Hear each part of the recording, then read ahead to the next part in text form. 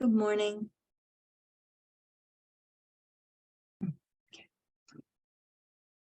I can't, Barry, you're muted. We were both muted. No, I can hear both of you. Beginners. I hear both of you.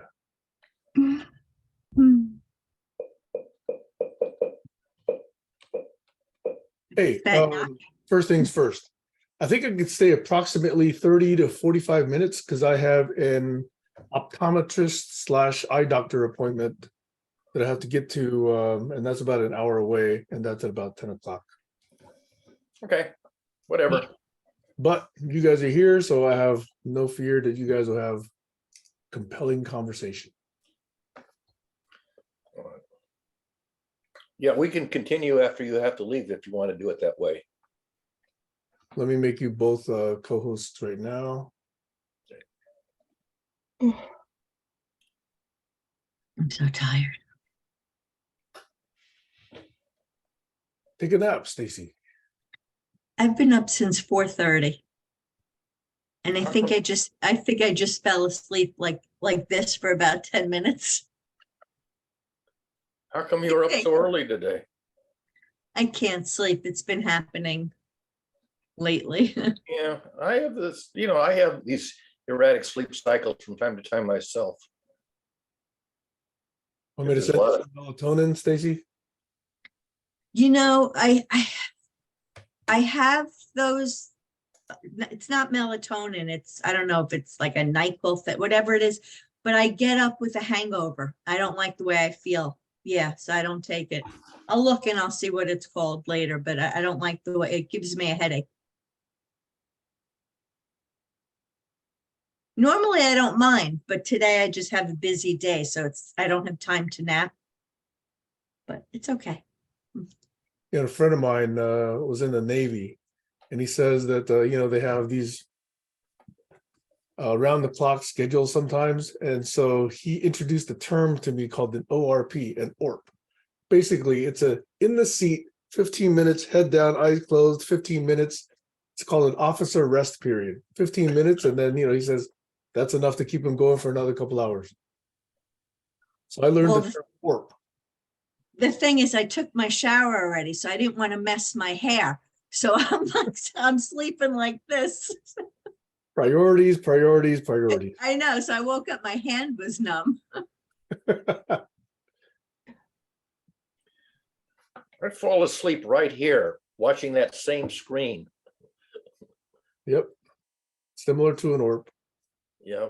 Multiple times a day, I'll just be sitting here and things get a little bit quiet or not terribly interesting. And the next thing I know is that I fell asleep, and then I wake up, whatever it is, 30 minutes later. Do it here with your eyes open. We'll never know, Barry. I have been known to watch Zoom calls with my eyes closed. Which is sort of an oxymoron, because how can you watch it with your eyes closed? But attend, I should say. So. Well, turns out I was planning on going to India again next time in October, but now it's looking like maybe, I'm hiring somebody over there, and I may need to go over there to onboard the guy. So I may end up going again sooner, like around June or July. Oh. Fun. And they're north of the equator, so it will be real summer. It'll be very hot there. Very, very hot. Anyway, what's on your minds today? Saturdays, I don't usually bring an agenda because it's more free flow. I typically have notes for Sundays.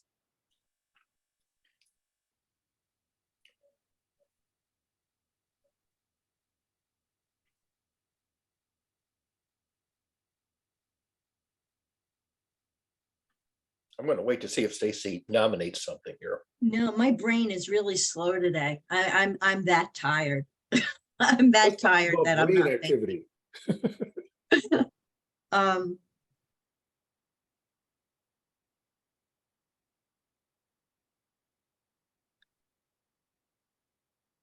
Actually, there's a topic about that I'm going to introduce tomorrow. It's about relative complexity states of mental models, Barry. I think we're going to have fun with this one. Yeah. When it comes to complexity, philosophical issues, which are kind of deep and head scratching, I have one that's sort of been on my mind. I want to bring that for tomorrow. I'm not sure I want to do that today. Otherwise, All right. Stacey will get mad at me. All right, then I'll I'm hold it. gonna be mad at you. It sounds interesting. Are you planning on attending tomorrow, Stacey? No.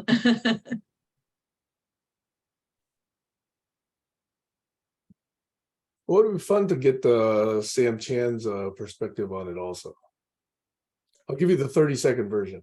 30-second version is primitive iguana lizard minds basically says, I'm just me, there's the world, that's all the complexity there is, okay?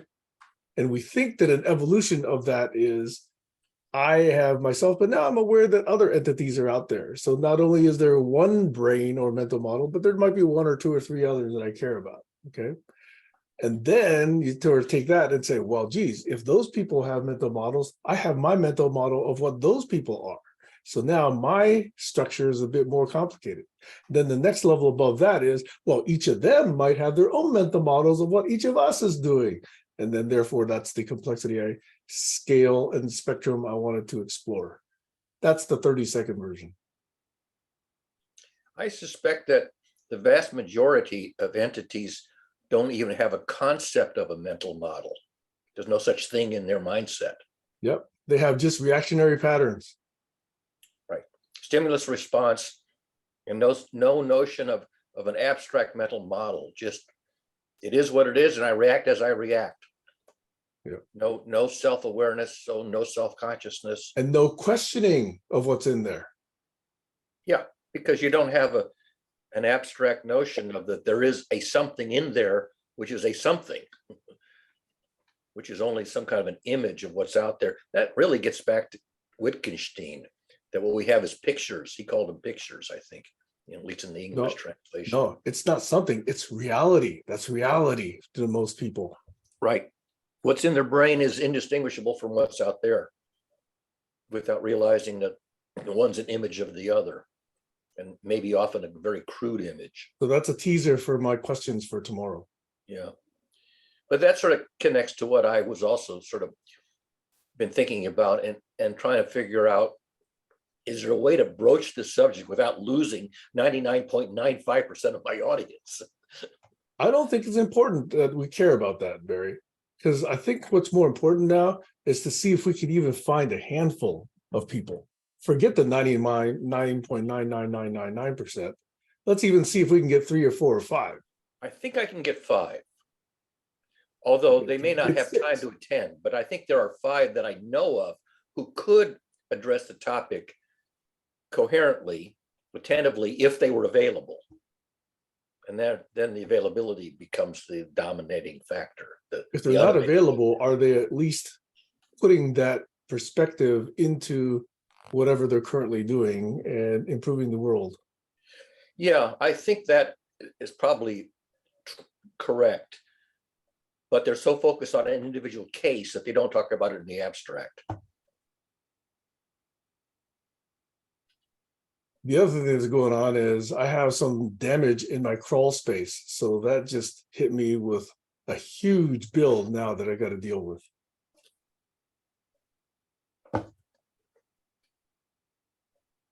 Mundane life stuff, you know. Just goes to show you there's always something. I So love what that I technology.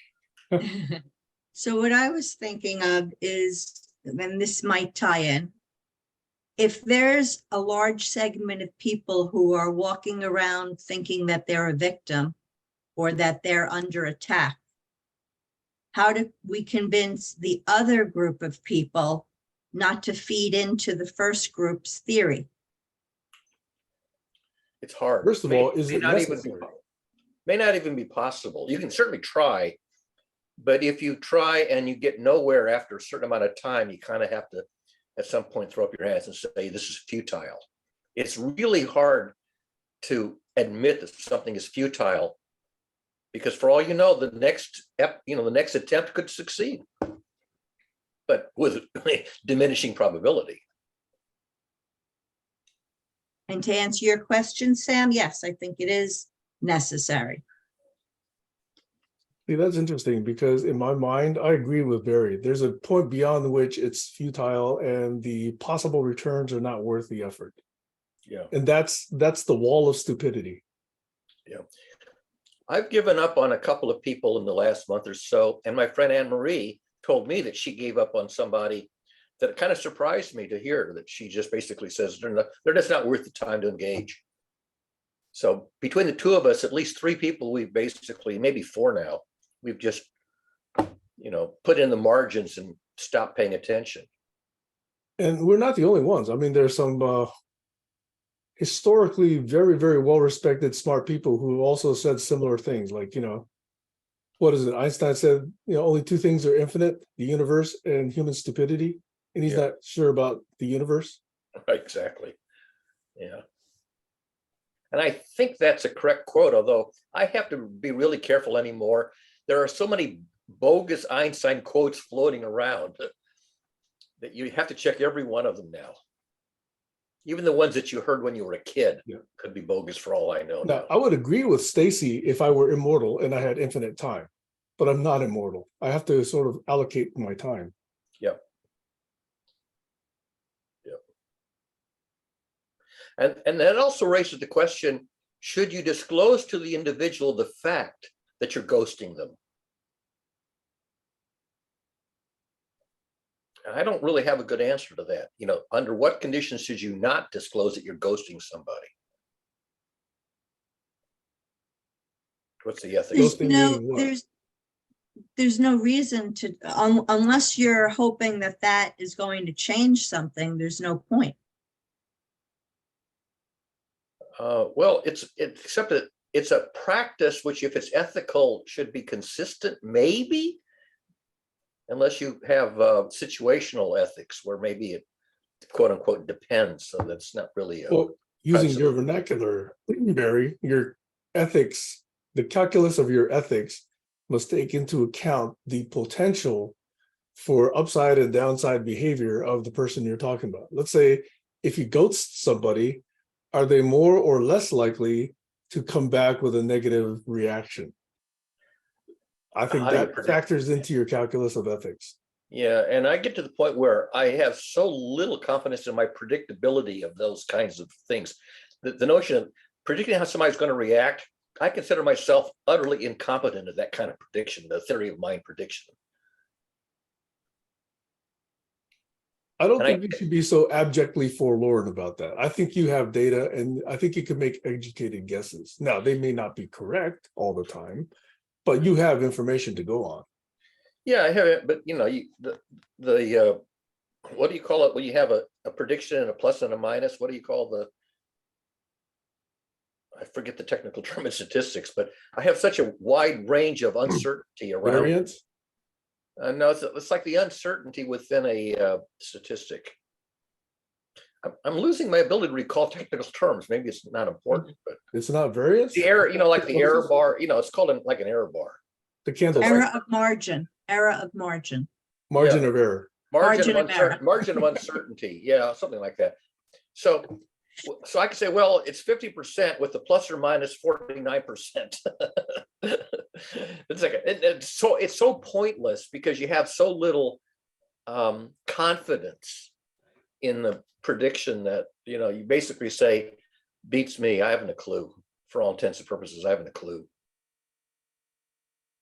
And there's also, by the way, this curious phenomenon that if you make a prediction and you reveal it, the other person can thereby falsify your prediction. And so there's this interesting thing in a little bit in philosophy about, if God knows what's going to happen, God dare not disclose it, because then you can falsify it. You can be oppositional. So if God says, I know Barry's going to have cornflakes for breakfast tomorrow. Well, screw that. I'm not going to have cornflakes tomorrow. I don't want you to have omniscience. So there's a kind of an ability to falsify a prediction if it's revealed in advance.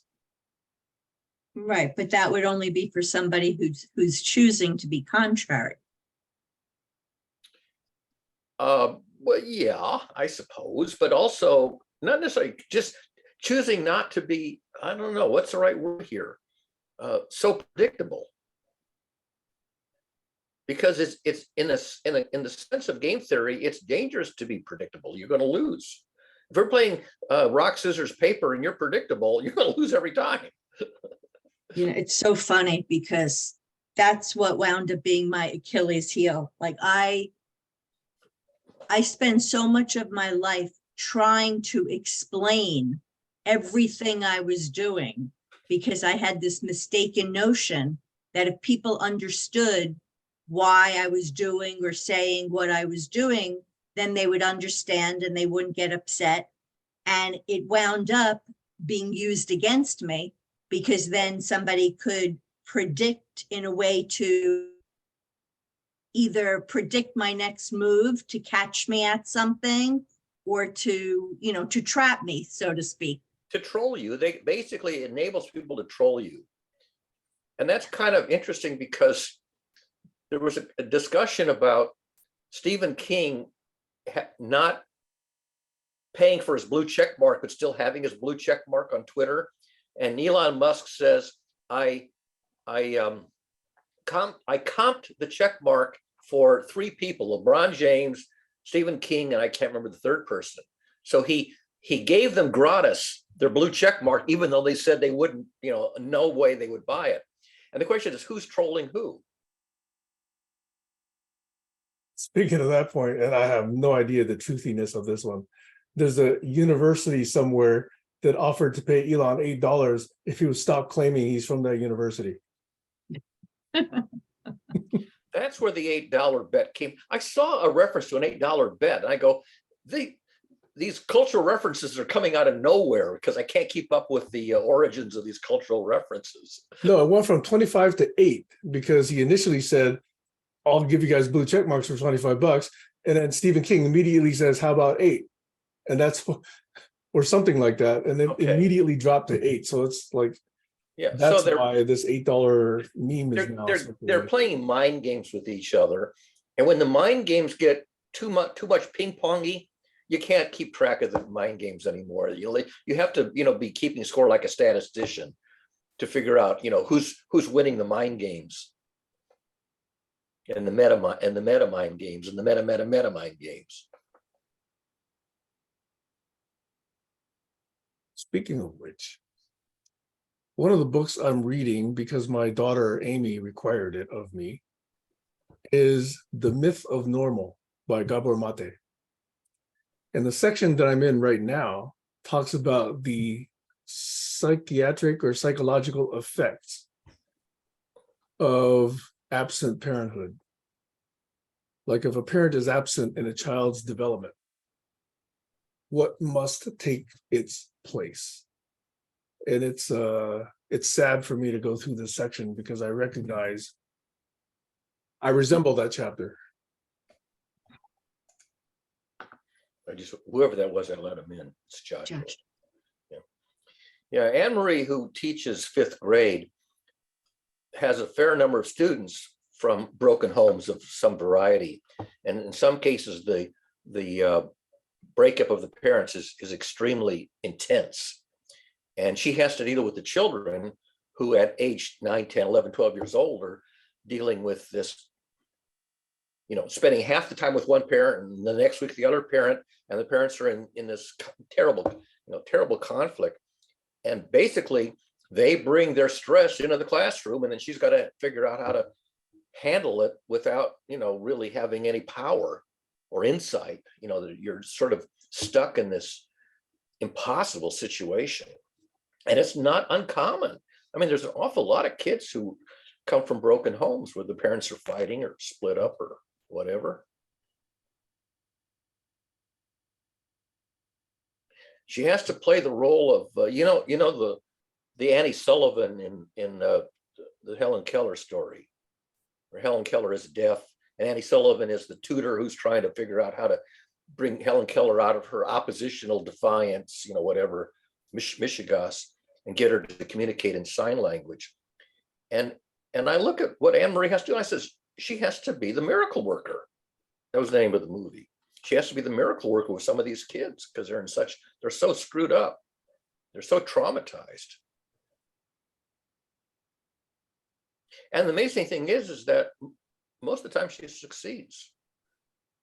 She figures it out in a few days or a week. And I go, how the devil did you figure out how to handle that? I would have been stumped for 2 decades trying to solve that one.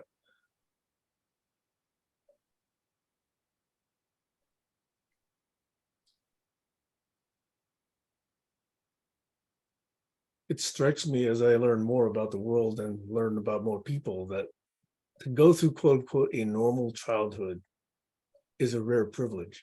Yeah, it is. Afforded to very few. I think you're right about that. So And the too. problem is that if you had a relatively benign childhood, you really don't have any insight into the people who have terribly traumatic childhoods. You have no direct experience. And it's too easy to then other those people.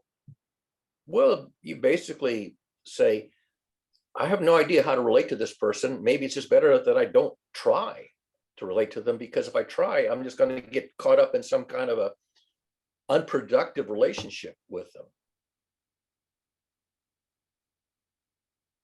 Yep.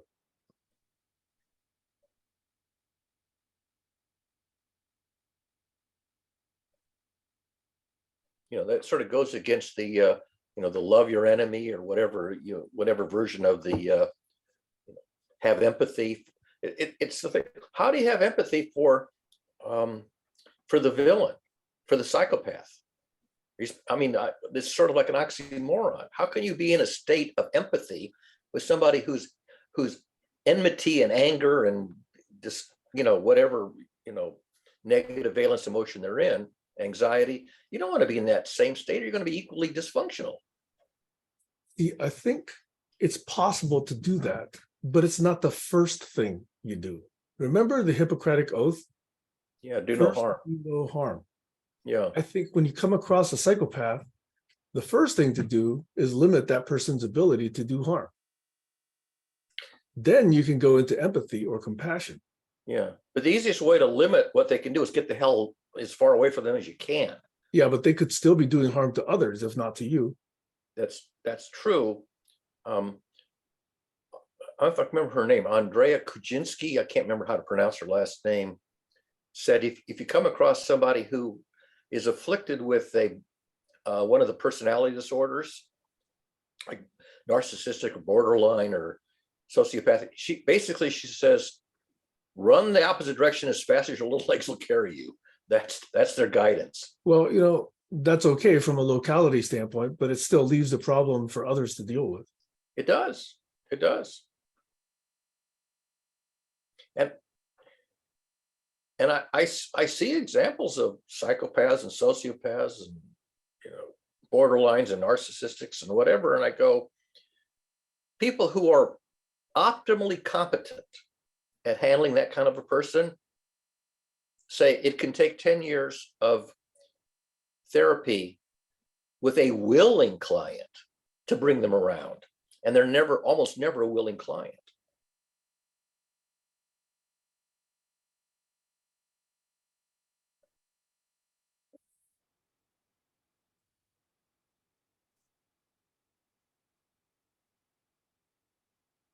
And I also think that's why in our culture, we have so much art and so much literature.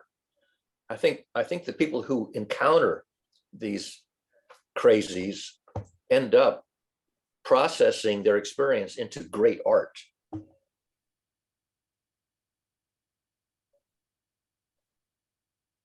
And that's why there's much more great art than great science in our culture, probably more than 10-to-1 ratio. Maybe more, maybe 50-to-1 ratio. How much of our literature is literature? How much of our literature is science or nonfiction? I'm going to say probably 50-to-1. I don't know how you apply the metric. Well, it's just a very, I mean, plus or minus 49%. I don't know. I mean, What do you all I- measure? well, for example, the you know what you've heard of the common crawl? A what? The common crawl. CRAWL? Uh-huh. Okay. So when the search engines crawl the network, I know what that means. okay, so there is a version of crawling the network that was established, I think about 10 years ago, I'm not sure when, by a nonprofit organization. And so they crawl the network, and it's stored in a database called the Common Crawl.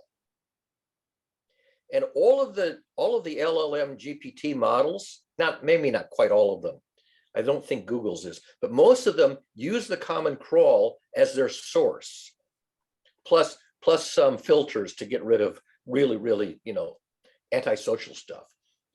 So if you look at the Common Crawl, which is basically what ChatGPT and the others like it are trained on, it's mostly literature, opinion, commentary, and very little of it is textbook material that has academic merit, peer-reviewed academic merit. I want to say probably 50 to 1, probably maybe 2% of it is peer-reviewed academic nonfiction, and the rest of it is just people writing. Yeah, but even if it were, it wouldn't be relevant based on the way these language models work. They're That's not true. working on the truthiness and logical, paths of reasoning. They're looking at language patterns. Yeah, but even if you ask them, I mean, here's the thing that's interesting. Because I didn't study humanities because I was in the STEM disciplines, I'm basically illiterate in the canon of Western literature. I can barely know the names of famous authors and their writings. Certainly can't claim to have read them or studied them. So from time to time, when a reference comes up in the canon of Western literature, I'll go one of these chatbots and I'll say, tell me about James Joyce's Finnegan's Wake, or tell me about Homer, whatever. And most of the time I have to take it at face value, but I've also discovered that they will synthesize ersatz content from these famous works. And you can't even take them as reliable representations of the true content. They'll sometimes generate content that's similar, but not correct, not an actual quote. And they won't admit that they made it up. And I look at that and I go, this is really bad. If I want to do research on some piece of literature that you study in college, I don't want this thing making up content that wasn't there. But they do. And that's the consequence of their stochastic generation algorithm. And if you say, where's the, give me the exact passage, give me the citation, they will synthesize a bogus citation for you. And one of the reasons I know this is that one time I wanted to see how much of my own research they knew about. And they generated bogus stuff attributed to me that I knew I didn't write, in journals that I never published in, citations that don't exist. And other people have pointed out, yeah, that's a commonplace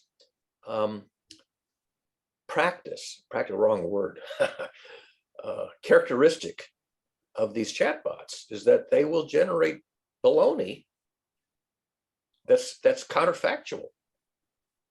It looks plausible, could have been right, but it isn't. So, non sequitur. I dropped the treat in because this piece has been on my mind quite a bit lately.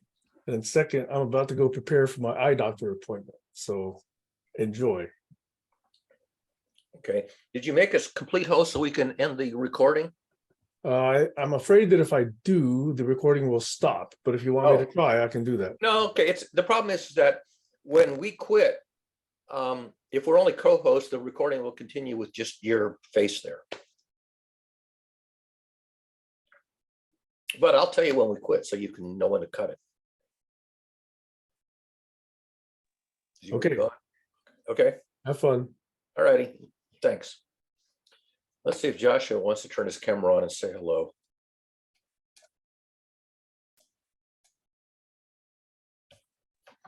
Yeah, I do want to turn my camera on and say hello, but I can't right at the moment. But give me a little bit, and I'll be right Yeah. there. Just jump in on top of us. It's okay. I give you permission to interrupt. Okay, you got it. Stacy, what do you want to talk about? Well, just the two of Well, us. in the meanwhile, I'll just comment on everything I heard, because I guess I'm unusual,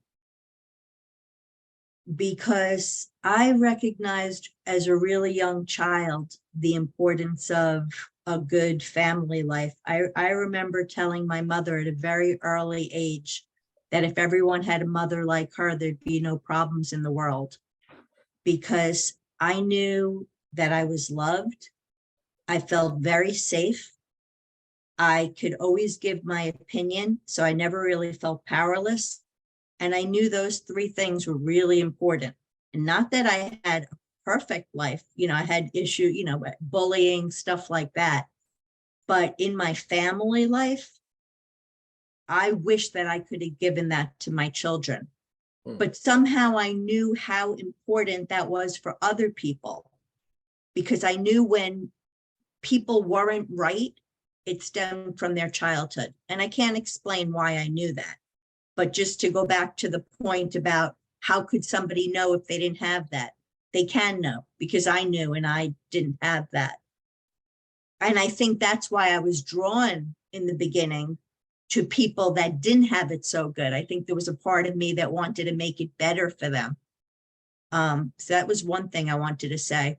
And when Sam was talking about the divorce part, my observation is that when children of divorce have a lot of adults around them, they do much better.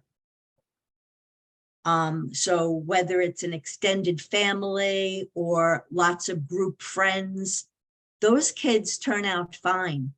It's when they only have the one single parent. It's hard on them.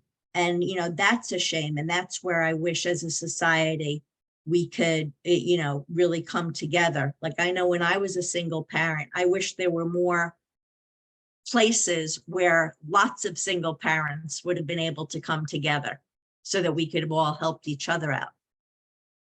Yeah. That's all I wanted to say.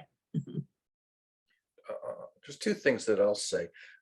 My brother was married for, I'm going to say, maybe more than 30 years before he and his wife got divorced. His children were grown up and on their own by the time they got divorced.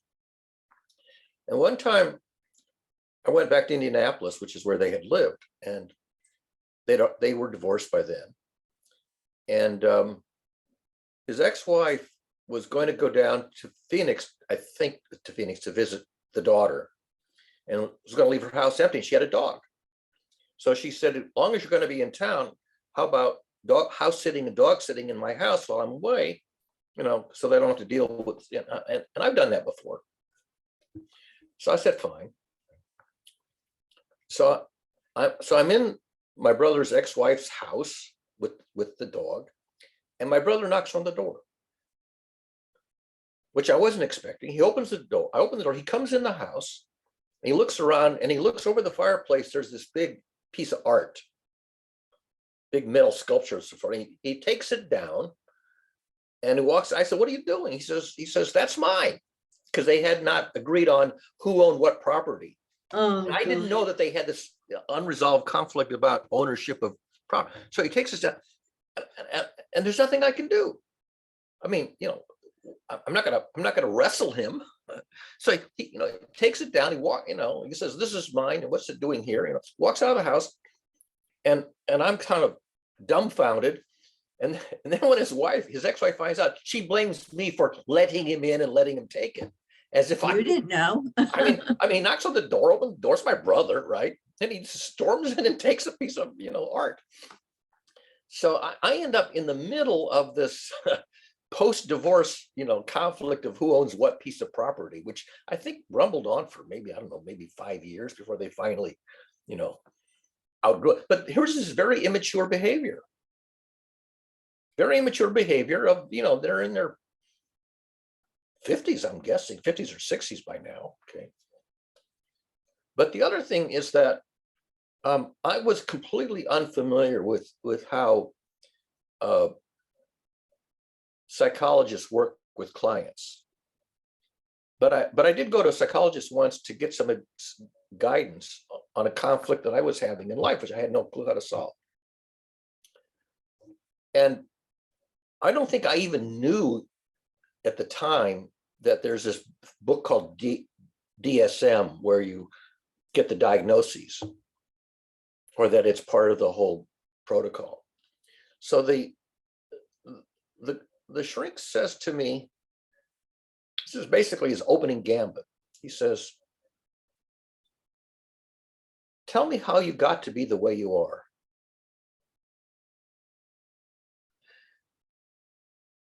Now, I don't know what he means by the way I am, because I don't know the name of the way I am. It's a pronoun that has no antecedent, right? And so I just basically start telling him, the history of, my life, as if it has some connection to how I got to be the way I am. And after, I don't know, maybe half a dozen sessions, he gives me a diagnosis out of DSM, which again, I totally unfamiliar with it. And he said, he writes it up on a piece of paper, and it's got one of those numbers on it. Every page has a number, 309.28 or whatever it was. Adaptation reaction with mixed emotional features. That's the short name of it, which is jargon. I said to him, what does that mean in plain English? He says, it means you get upset when upsetting things happen. Well, yeah. So 30 years later, I'm talking to the dean of sociology at a local college here in Boston. And I mentioned this anecdote to her. She says, oh yeah, she says, if you want to get insurance reimbursement for sessions, you have to get a diagnosis. And she says, that's the blandest diagnosis that you can find in the book. It basically says you're about as sane as they come. But if something really upsetting happens, you're going to get upset, because if you didn't, you wouldn't be human. Right? She says basically, he couldn't find anything wrong with you to speak of. That's all he could say was, well, something really upsetting happened and you got upset. Meantime, he also gives me the diagnosis of the person on the other side of the story, borderline personality disorder, 5 by 5. He says to me, you were lucky to get out alive. He says, if that had been my client, it might have taken me 10 years if this person was willing to go into therapy.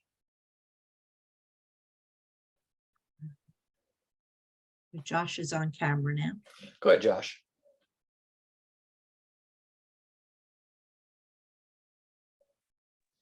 I'm just listening.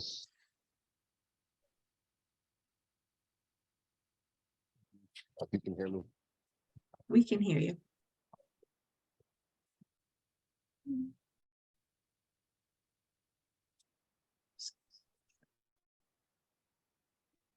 We don't really have a topic today. No, I'm just listening. That's cool. Can you guys hear me? Is my Yeah, we mic can on? hear you just Yeah. fine. You're loud Okay. and clear. 5 You by sound like 5. you have a fancy. cold. You have a cold, Joshua? I do. Yeah, I have a head cold. Everyone got sick last week, and I'm always the last to get it. It's yeah. So I'm just gonna smoke my way through it, I think. That sort of sounds like it's a suboptimal treatment to me. It actually works sometimes. It's kind of strange, especially if it's like up in here. Sometimes the smoke like kills out whatever, if there's an infection or something. Oh, okay. Actually, medicine is a poison to the thing that you're trying to get rid of, even though it's also a poison to you. But it's the Yeah, which it's, is going to take it worse. sometimes it makes it worse. Sometimes it makes it better. I don't like, I think it'll be better at this moment. It depends where the sickness is, like where the bacteria is, whatever. Like it's not green phlegm, it's clear phlegm, that kind of thing. Hmm. But yeah, I'm sure I sound stuffed up a little bit. I wouldn't have detected it except Stacy mentioned it on like 2 sentences. Hmm. I would have had to listen to a lot more to think that it sounded abnormal.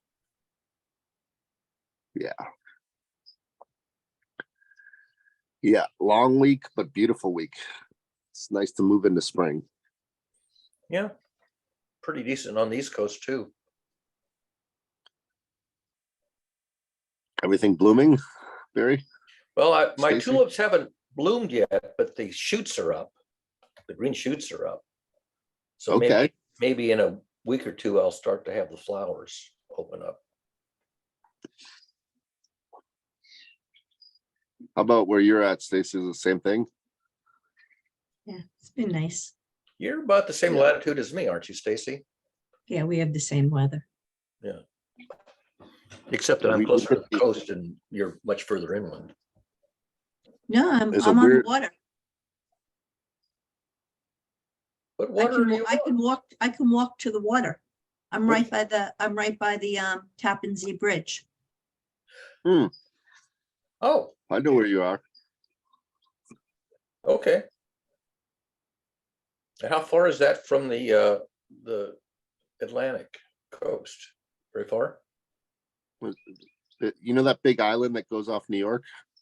Yeah, but the thing is that There's a little bridge that connects it to the other part. I know, but the other side I'm of it, 20 minutes, I'm the other 20 side of minutes it, from the other Manhattan. side of it, Connecticut, Yes. Yeah. There's, and then yeah. Connecticut and Rhode Island go. You have quite a ways into I always Connecticut. wanted to swim that sound. I never swam that from Connecticut over to Long Island. So how far are you from Long Island Sound?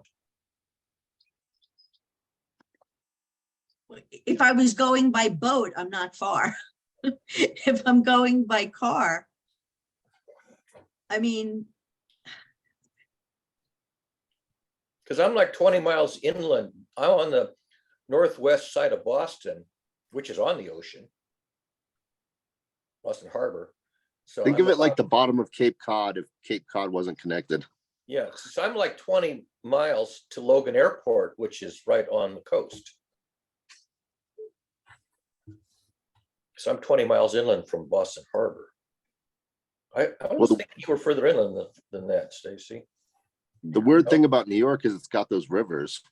that Yeah, come but I down. don't think that is the ocean. I mean, the ocean really moderates your temperature. More, not rivers don't moderate the temperature that much. Yeah, but those rivers are weird because they're letting out into the ocean around that little island, which is Manhattan. Yeah, It's weird geography over there, like the way Yeah. that island is. There's too many people on a little island, that's true. and then there's too many people on a big island, a long island. Because I mean, most big cities they have a river. Omaha had the Missouri River. You know, the Charles River runs through, east-west to the harbor. But I don't think those rivers really moderated the weather. I mean, they Imagine made if the it Charles was moving much faster, and it was 3 times as wide. back in colonial times. I'm saying that's the East River or Oh, then the the East Hudson River. Oh, The East River moves really fast, does it? Yeah. Okay. so it's not like you can go out on a boat on it, but you're going to be moving. You got to have a motor. It's not like the Charles where you can sail on it. So the East River is the one that's people sail on the East River. Yeah, but they got to know what they're doing. I mean, I was Oh, a yeah. kid sailing on the Charles. I didn't know what I was doing. I didn't die, but if I was sailing on the East River, that'd be tough. so the Brooklyn Bridge and is it the Manhattan Bridge go across the East River? And the That's GW right and where- Tappan Zee go across the Hudson River? Do I have it right? I can't tell We'll, you. we'll have to pull up a map. I'm going by my memory, and Yeah. I'm probably false. Yeah. But I'm just saying it's a weird geography over there where there's a lot of water in many places, whether it be the bottom of the ocean below Brooklyn, or the Sound up in Long Island, or at the end of Long Island, the actual ocean. Yeah, well, that's New Or York Harbor where the Statue of Liberty is. That's that's where the two rivers meet, the Hudson and the East. yeah. I just well, know yeah. I'm close to it all because I've Okay. been on a boat around it all and it hasn't been that far. Okay. So, Right. So anyhow, the point is that your climate and my climate are pretty close. yeah. It's pretty similar, but you guys get I don't know, the snow is different, like around that area when it comes in. Do you get We didn't get a nor'easter? lot. Do you get nor'easter storms where you live? Where I live? No, where Stacy lives. Do you get nor'easter storms? We didn't get that much. We didn't hardly get anything this year that I can remember. Twice, Yeah. maybe. I think, well, yeah, I think we had 1 or 2 nor'easters this year, but every season we get, at least a couple of serious nor'easters, or because I'm only 20 miles in from Boston Harbor. Yeah. So they come inland. They're big enough to come inland where I live. Oh, well. Not the most interesting topic. I don't know. I like what's interesting to me is if my friends are really into Google Earth and they've got the professional version, and you can go back 75 years and see the changes of the tributaries of the rivers and how things change. And I find that fascinating that things get covered up, and I heard you that look, they have a feature that they will show you a movie of your neighborhood aging, Mhm. sped up, which I didn't know they had. Maybe it's a recent addition. yep, yeah, there's so much cool stuff with geography and maps, and Yeah. it's I did that in Cambridge to watch it grow from when I was a kid to now. Yeah. It's changed quite a bit. I haven't been back to Omaha for, geez, I don't know, 30 years. I bet it would be different. No kidding. I mean, back when I was employed, I would occasionally have business trips that would take me back to places where, I still had living relatives, but Yeah. not so much anymore. Yeah, there's a road that goes up to the property in the mountains where I live, or where I will be living eventually once we rebuild it. But this year we got so much rain and snow that the road just completely washed out. There was a culvert that carries a stream down, and it usually goes under the culvert, but this time it went over it and just washed the whole culvert out. So the road is impassable. When they're going to fix it? That's what they're talking about. The road association is having the meeting this weekend. Is it a private road? It's a private road, but the people that live on the mountain, they had to create an association to maintain it. Yeah. But after this year, it's just too much money, and nobody wants to pay for it. Yeah. Okay. Yeah. So Because it's extra money to pay for the maintenance. Yeah. So our neighbors lent us a mini tractor. So my stepdad is up there on a little mini Kubota trying to fix it, but you need a big tractor. It's too much work.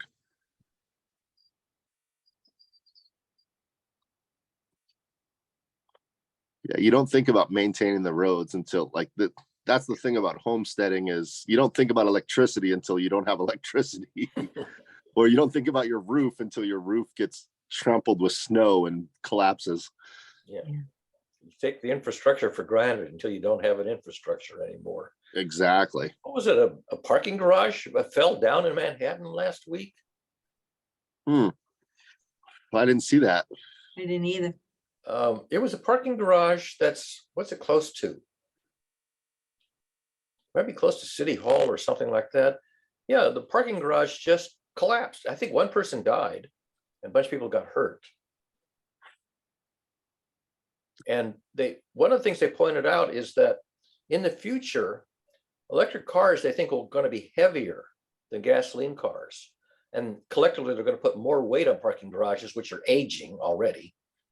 and they're worried about aging parking garages having an increased incidence of collapsing under increased weight due to your vehicles. That's a real problem. I think they're going to have to not park cars anymore. The cars have to drop the people off and keep going. Well, they'll come up with some rule about how many cars of how big a size on each level, blah, blah, blah. I mean, where I live, we have the alewife parking garage, and they had to close part of it to shore it back up again because they thought that it had become weaker and weaker over the years, and they couldn't allow as many cars on. So they had to cut off parking on sections while they shored them back up again. Yeah. Fortunately, that happened kind of about the same time as COVID, so it also cut down on the number of cars that wanted to park there. Before COVID, it was hard. You know, if you got there at 10 o'clock in the morning, you'd be lucky to get in the garage. It's already full. Yeah, I always had a dream of taking all the concrete that's on the freeways and lifting it up higher so that the water table can take the rain and it's not just washing down the streets. Yeah. Just re-engineering everything with the idea of how the water flows. I couldn't believe what Florida looked like when I was looking at pictures of Florida. Oh, Fort Lauderdale got flooded, didn't it? Oh, bad. I had a place nearby and we used to get I was right on the canal. We used to get flooded. I can't imagine what it was like after this, though. I never saw Biscayne Boulevard look like that. I'll have to ask my brother because we inherited a condo that an aunt and uncle of ours lived in, and when they died, my mother was the last living sibling, and she inherited it. And now my brother goes down there all the time, but it's right on the canal. It's right on the canals. What do you call them? Mhm. Yeah, In the intercoastal. yeah, they have the canals there. So, but I hadn't heard whether or not it was affected by the floods. I know they closed the airport. They Yeah. closed the Fort Lauderdale airport for a couple of days because it was flooded. But I mean, it was like high flooded, like high on the cars. It wasn't like a little flooded. It was like up to my thigh. Wow, couple of feet of water on the ground. Yeah, and DeSantis was in Ohio somewhere. Nowhere to be found. That whole nonsense in Florida, it's head shaking.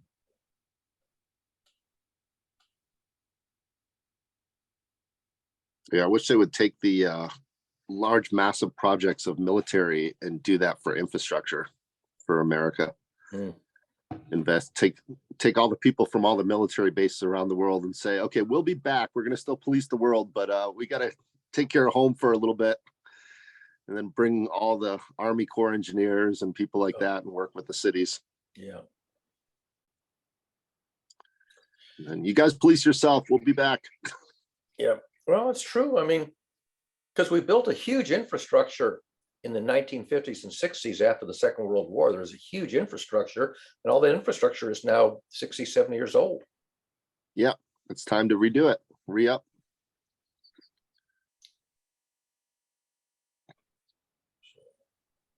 I was thinking about like the small towns when you were talking about, so now I live in like a small walking town. So I don't worry about who's going to shovel anymore. But I was thinking in terms of my car, I don't even use my car anymore because Really? I just walk everywhere. And I was thinking with, people that don't have land ownership, I was thinking of like, if you were given a parcel just to like go and live in a new town and starting new neighborhoods where everything is in walking distance.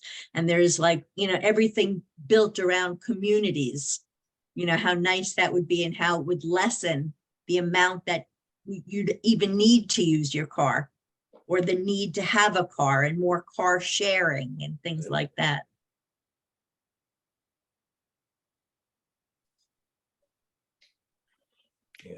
Yeah. Yeah, and create jobs with pressure washers cleaning cities. That would be nice to just the little path. There's a place that got my attention about 10 years ago or 15 years ago. I forgot the name of the organization, but they're trying to make gardens in that little spot between the sidewalk and the street. That little dirt spot down most cities Yeah. is It's called the parking. The parking is what we used to call that strip between the sidewalk. what is it called? The parking. For some strange reason, that strip of grass was called the parking. At least in Omaha, that's what they called it. It's Yeah, funny it's- that you mentioned, I'm sorry. Because No, go ahead. I was also thinking about garden. I was thinking about, the effects of the soil, how they say that it stimulates, trying to think if it was serotonin, or basically that working with the soil is like good for depression. Yeah. I And heard how that would be a wonderful activity to get, kids involved with, or even people that maybe have had minor offenses, to use that kind of labor with farming, and yeah, it's been on my mind a lot to incorporate farming and mental health. Yeah, or Yeah. just going out for a walk in the woods is supposed to be very rejuvenating. There's two things I don't do anymore. One is dig up the garden, and number two, go for walks in the woods. Probably should. Well, Well, I was specifically thinking about farming because, in terms of labor, that's a kind of labor that people normally don't want to do, or Right. is a lower paid kind of job, but yet there are positive effects, and, just to rework Yeah. who's actually doing it and why they're doing it. All I can tell you is that I occasionally will plant bulbs, and I don't get any positive vibes out of planting bulbs. It's just, I want to plant them, dig a hole, drop the bulb in, close up the hole, and get the hell out of there and get back inside. So I'm not saying it's not true. It just has never really worked for me. Well, I was going through some old pictures because I was looking, pictures of Marley, and I found an old picture of my son. And I've mentioned before, he has some anger issues, but this particular picture was him, and he had come home. And when he was at school, he had worked with this teacher, and they had a greenhouse, and it was a picture of him, and he has this big smile. And he had brought home, the teacher let him bring home some of the things that he had grown in the garden, in the greenhouse. And he was so happy, and I was like, they should have had more of that, or there should be more opportunity for that. That scene in Harry Potter where they go into the class where they're working with the plants in the greenhouse. Never watched it. One of the scariest scenes in the movie, because the plants are not benign. They're downright vicious. These plants that they were playing with in that scene. Well, that's not helping kids get not scared of plants. There's really a lot of strange stuff in the Harry Potter movies that you don't really pay attention to until like decades later. And I was looking at one yesterday. I think this is in the very first movie, when they, right after the Sorting Hat, where everybody finds out what their house is going to be. And Professor McGonagall says, Professor Dumbledore would now like to say a few words. Dumbledore gets up and he says, nitwit, blubber, oddment, tweak. Thank you. That sounds like Trump with his cognitive test. Camera, dog, or whatever his words were. Like you go, okay, what is the significance of him saying those 4 words? Literally want to say a few words. And there's actually a fair amount of literature trying to deconstruct that scene where he says those 4 words. Like what was that about? What were the words again? Dimwit, what was nitwit? Nitwit, blubber, oddment, tweak. See if you can remember them by the end of the movie. And I actually did. I mean, there's a couple of videos on YouTube where they show the scene and then they talk about what they think is the significance of those 4 words. And I guess there is maybe one theory which sort of seems to make sense, but there's no way to get J.K. Rowling to confirm that's what she had in mind with those 4 words. Was it in the books as well, or was it just the movie? It's in both. Was it also in the book, or what? Yeah, it's in Okay. the book. It's in the book and the movie. There's a slight difference, not in the 4 words, but in the way the scene is introduced.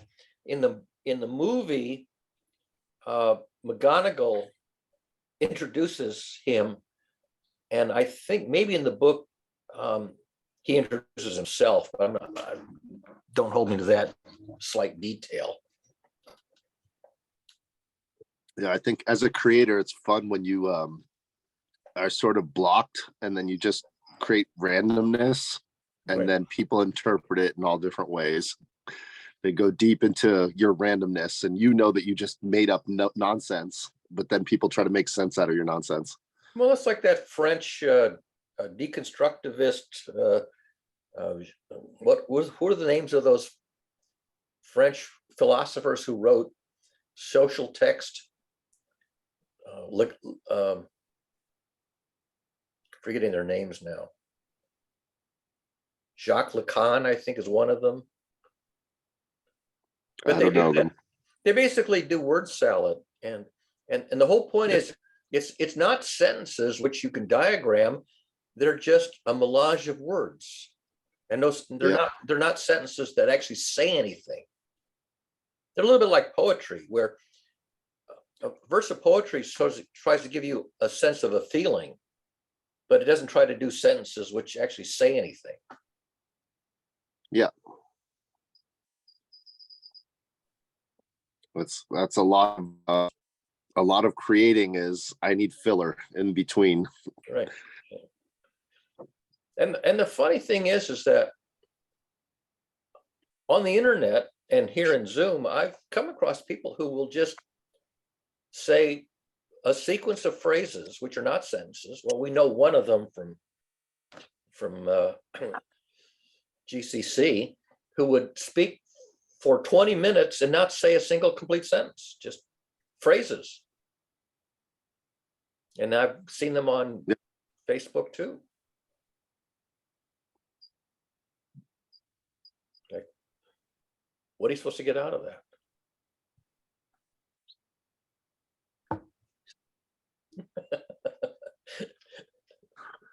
Je sais quoi. I don't know. I don't know. I don't know. I think I'm gonna get off and take a quick nap before my workshop because I'm exhausted. Okay. So did you say you're going to be on tomorrow or not? I probably won't because I have the same workshop, but Oh, you never know. Maybe, right. maybe I will stop by briefly. So we'll either see you tomorrow or we're back online then during the week. Bye-bye. Be well. Bye, Stacy. Yeah, I should probably take care of the kid unless you have anything pressing that is on your mind, I Barry. mean, I don't really have anything that needs to be said. Yeah, I'm the same. I mean, if you were bored to tears and you wanted me to talk about something, I would, fill up the time, but I don't think I that's appreciate required here. I don't think that's required here. I think you got plenty of other. Yeah, Yeah, I just take care of the kid this morning because this whole week she was under the weather and now she's feeling better and she wants to play. There you go. Go play. Yep. I think that's the key for a Saturday morning. All right. So we'll see. If you're on tomorrow, we'll see you tomorrow. If not, we won't. All right, sounds good. I'll try to get on tomorrow. Okay. Bye-bye. Cheers.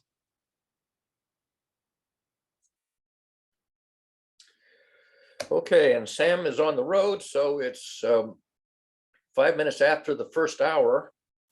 And I don't think I can end the session. No, I can only leave the meeting and I can't stop the recording. Pretty sure.